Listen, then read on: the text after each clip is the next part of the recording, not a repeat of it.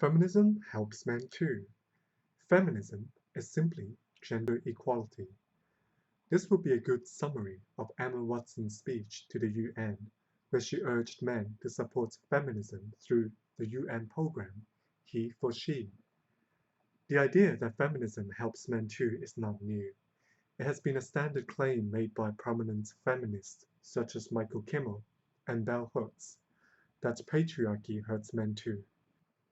Lindy West, in her obnoxiously patronizing essay called If I Admit Hating Men is a Thing, listed problems affecting men that feminists are supposedly working on. Often, feminists would talk about how feminist academics have already written extensively about masculinity and male issues. This was a key point raised by feminist blogger Jenna Christian in her debates with Lauren Southern. The message is essentially this: men's problems are a product of patriarchy, and hence feminism is the solution.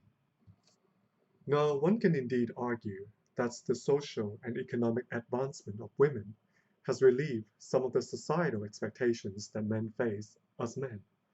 We can even say that feminism's criticism of traditional gender roles and their pretense to gender equality has provoked and awakened many men to question their own gender roles and equal rights as men. It is not a coincidence that in more traditional societies where feminism does not dominate mainstream discourse, there is almost no discussion or political support for men's equal rights. My home, Hong Kong, is one such example. Nor is it a coincidence in the West that the men's rights movement, MGTOW, and other men's discussion of their experience as men only began to garner significant support after the rise of feminism and not before. Simply put, the pressure on men to be protectors and providers in traditionalist societies has such force that men are not expected, nor do they feel a need to ask for equality with women, until women has asked for it first, and much later too. However, none of this can deflect the many accurate and damning criticism of modern feminism. Feminism may be awakening men to question their place in society, but they do so by inflicting many falsehoods and unfairness on men.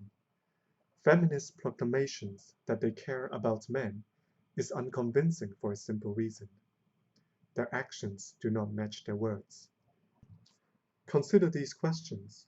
Do feminists speak out against unfair prejudices and discriminations of men where they occur, or do they happily contribute and exacerbate them? Do feminists act fairly to men on issues that collide with feminist ideology or women's interests? Do the feminist movement welcome men into the conversation, or are they asked only to parrot feminist doctrines and apologize for being a man? If feminists are against sexism in all its forms, then why do they use gerrymandering definitions, such as sexism has to be power plus privilege, to define sexism against men out of existence and condone what would otherwise be their own sexist behavior? Why do feminists tell men to shut up and listen when women speak of their problems, but when men wish to speak of theirs, they are shamed with jeers of male tears, whiners, and man babies? Given all their talk of relieving men from traditional gender roles such as stoicism, why do feminists not find it hypocritical to use those very roles to shame men back into silence? Men who wish to give their perspective and explanation on gender issues are ridiculed for mansplaining. Men, and women as well, who point out that a particular problem is not unique to women, are said to be derailing feminist discussion for asking the forbidden question of, what about the men's?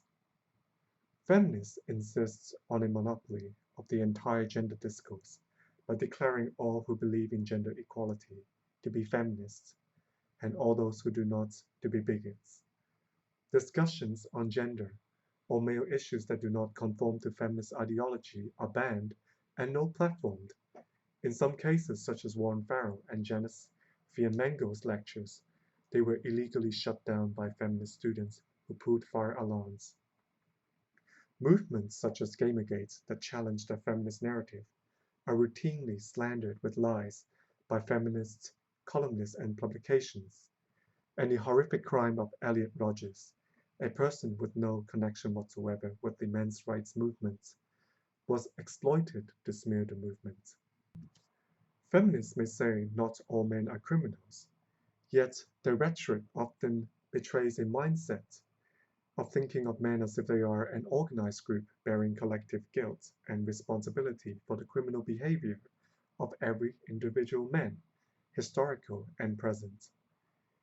In the same vein of tribalism, gender discrimination and other problems affecting men are considered dismissible if they are caused by other men. Negative generalization of men are made routinely and even celebrated in popular newspapers such as The Guardian in a manner that would be considered unacceptably racist or sexist if they are deployed against any other demographic group. Deliberate statements of misandry are justified as ironic humor and empowering to women. Feminists such as Clementine Ford makes no apology in using language hostile to men. On the other hand, any hint of a negative generalization about women, however slight this may be, and regardless of its truth or falsity, would be immediately condemned by feminists as misogyny and sexism. Illustrious academics such as Larry Summers and Tim Hunt, who has devoted significant amounts of their career promoting women's participation in the sciences, were condemned and forced to resign for the sin of making well-intentioned, but not entirely flattering, generalization of women. Feminist rhetoric against men not only makes it difficult for any meaningful discussion of men's issues, they use their influence to support laws and policies that favor women unfairly at the expense of men, giving rise to injustices such as the anti-male bias in family courts, the indifference to domestic violence against men, and the problems with boys' school education. An example of a dangerous policy that has been implemented by Obama's administration with the support of feminists is the order for all universities receiving federal funding to arbitrate campus sexual assault cases on the preponderance of evidence standard. Men suspected of sexual assault, and for all purposes only men, are to be tried and punished without the due process of the criminal court system. This policy has been supported by feminist commentators such as Amanda McCott, who has shown open contempt for the fundamental principle of the presumption of innocence. Mind you, a principle that underlies centuries of Western jurisprudence and is considered by the United Nations to be an unalienable human right. Instead, feminists such as Anita Sarkeesian and Zerlina Maxwell has advocated mantras such as "listen and believe women." And for Jessica Valenti, she writes, "She loses nothing when innocent men are believed to be rapists without any evidence." Ask yourself, if the genders are reversed, if there's a policy that allows large numbers of women to be condemned without convincing evidence, would feminists be so gung-ho in their support?